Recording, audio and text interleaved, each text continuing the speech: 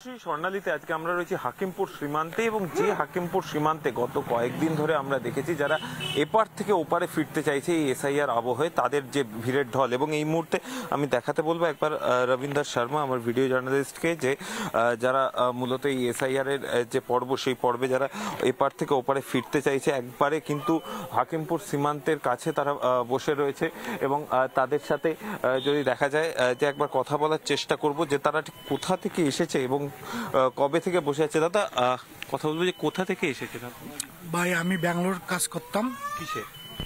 লোবান দিতাম, মানে দুমো মানে ভিকারি সিস্টেম কাজ, ফকিরগিরি, ঠিক আছে। দুমো দিতাম, তারপরে ভাই ওই জায়গাতে মাথায় একটু সমস্যা হলো, তারপরে গেছিলাম দিল্লিতে পাঞ্জাব ঘুরে মুড়ে কাশ্মীর যাওয়ার আশা ছিল, যাতে ট্রিটমেন্ট করতে ঋণে ভাই টাকা পয়সা সমস্যা দিনা দেয়।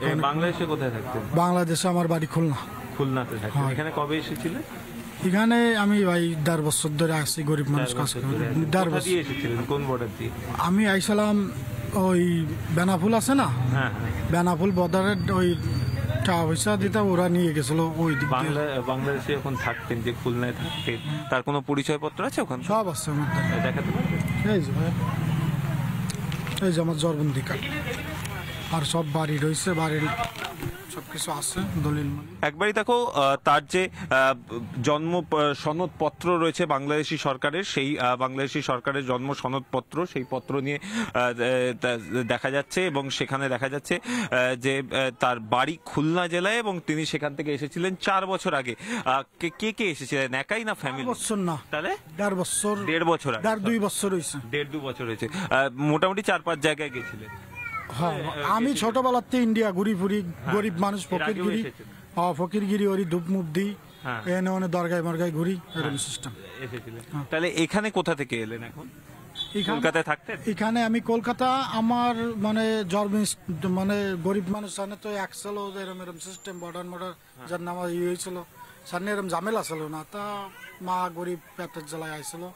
আসার পর মানে আমার এখানে মানে কলকাতায়, কিন্তু বাপ দাদা সব বলকান বাংলাদেশি। আর কলকাতায় কোথাও থাকতেন? কলকাতা থাকতাম। কোথায়? খিদিরপুরে থাকতেন। কবে এসেছেন এই সীমান্তে, মানে যাওয়ার জন্য? আমি কালকে রাত্রিরে এসেছি।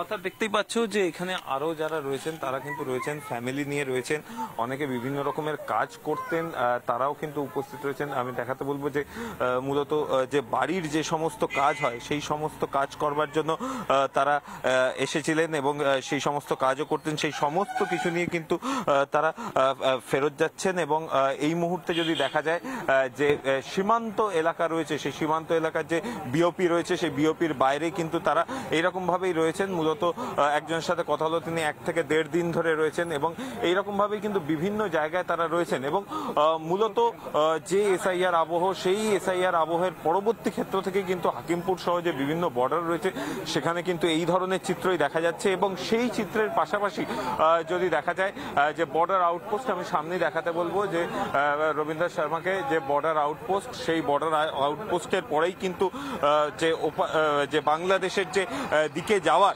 যে অংশ, সেই অংশ কিন্তু রয়েছে। এবং সেই জায়গা থেকে দাঁড়িয়ে আজকে ঠিক এই বাংলাদেশিরা কিন্তু এখানে যারা রয়েছেন তারা কিন্তু অপেক্ষা করছেন কখন তাদের ছাড়পত্র পাওয়া যাবে এবং সেই ছাড়পত্র পাওয়ার পরেই কিন্তু তারা ওপারে যেতে পারবেন। তবে সেক্ষেত্রে এই যে বাসিন্দারা তারা বলছেন যে তারা দেশের বিভিন্ন জায়গায় গেছেন, তারা চিকিৎসা করাতে এসেছিলেন, বলছেন তাদের কাছে বাংলাদেশি পরিচয়পত্র রয়েছে, জন্মের সার্টিফিকেট রয়েছে এবং তারা এই মুহূর্তে কিন্তু এই হাকিমপুরের যে বর্ডার রয়েছে সেই বর্ডারের আউটপোস্টে কিন্তু তারা ওয়েট করছেন, তারা কখন তাদের দেশে যেতে পারবেন তার জন্য।